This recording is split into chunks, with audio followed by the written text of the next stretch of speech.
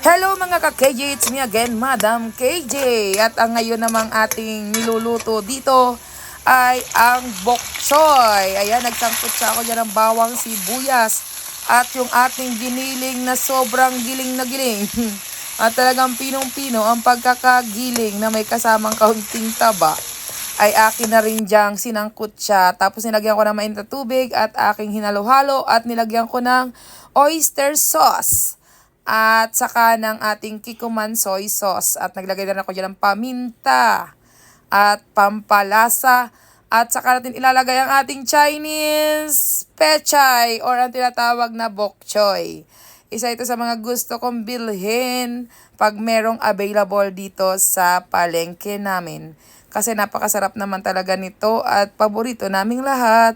Kainin at mabilis lang lutuin. At ito nga, ganito lang yung pagluluto ko. Pagka ganyan, ilalagay ko na lang yan dyan at hahalu-haluin ko lang yan at kaunting kulo na lang at tapos na. Ganong kabilis ang pagluluto nito. At talaga namang napakasarap. Minsan ang ginagawa ko lang dito ay nag-i-steam lang ako tapos meron akong bagoong na isda or yun din, ganito rin na isasawsaw mo sa toyo na may kalamansi. Kung sari-sari, marami akong mga gustong gawin pag ito ang aking gulay. Napakasarap at talagang, ayan, pagka halo-halo ko dyan, nalagay ko lang yan sa may ilalim ng sauce, ng sabaw at talaga namang yummy na talaga. Talagang iba yung lasa niya, talagang mapapakain ka ng dire-diretso pag ito ang iyong ulam. Ang Chinese pechay, ang bok choy.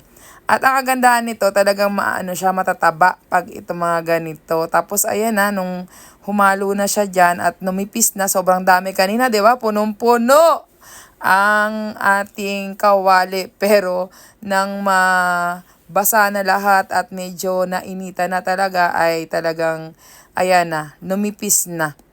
At yan, pwede na yan, ready to eat na yan at talaga namang napakasarap at marami kang mauulam dito at na kanin. Kailangan maraming kanin ka talagang sinaing pag ganito ang ulam.